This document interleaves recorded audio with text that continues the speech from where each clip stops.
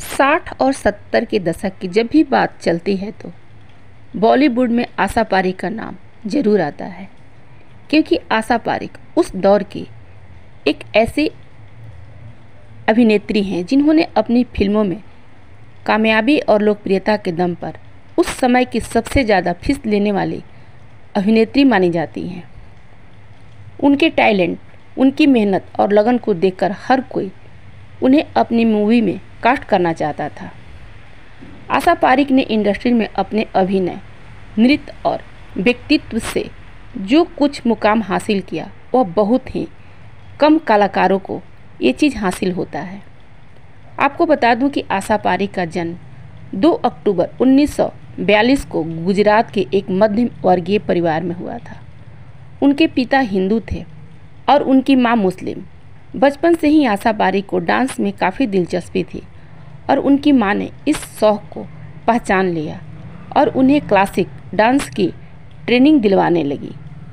आपको बता दूं कि आशा पारेख एक ट्रेंड कथक डांसर भी थी और उन्होंने छोटी उम्र से ही मंच पर परफॉर्मेंस करना शुरू कर दिया था।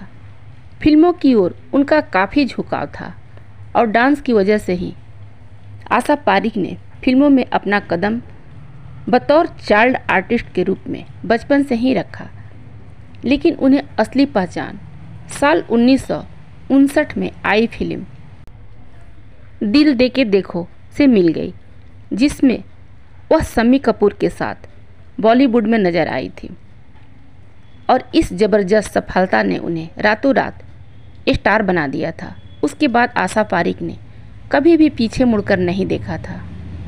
आशा पारेख जब प्यार किसी से होता है, तीसरी मंजिल, कटी पतंग, लव इन टोक्यो, आया सावन झूम के, आन मिलो सजना, दो बदन और कारवां जैसी मूवी में उन्होंने अभिनय से अपनी इंडस्ट्रीज में टॉप एक्ट्रेस के रूप में अपना नाम हासिल किया।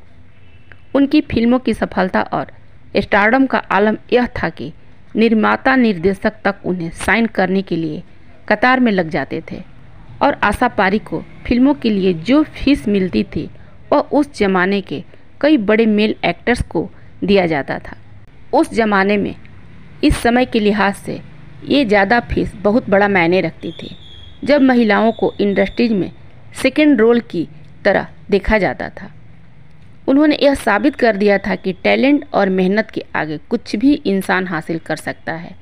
उनके पास लगातार फिल्में आती गई और उनकी हर फिल्म बॉक्स ऑफिस पर कमाल दिखाता रहा।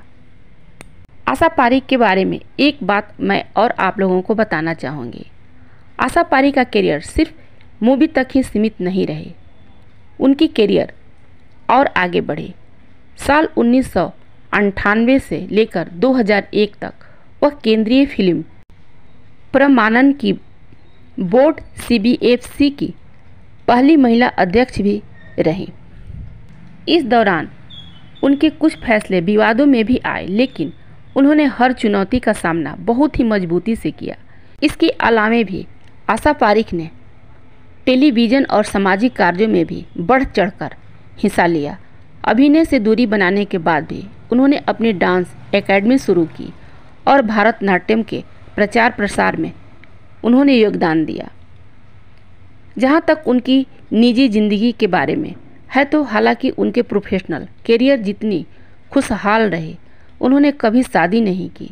उन्होंने एक इंटरव्यू में बताया था कि वह फिल्म निर्माता नासिर हुसैन से प्यार करती थीं, लेकिन वह पहले से ही शादीशुदा थे। आशा पारेख कभी किसी और का घर तोड़कर वो खुद अपना घर नहीं बसाना चाहती थी, इसलिए उन्होंने सिंगल रहना काफ़ी पसंद किया। उन्होंने यह भी कहा था कि उन्होंने अपने इस फैसले को कभी कोई पछतावा नहीं है और वह अकेले ही काफ़ी खुश हैं।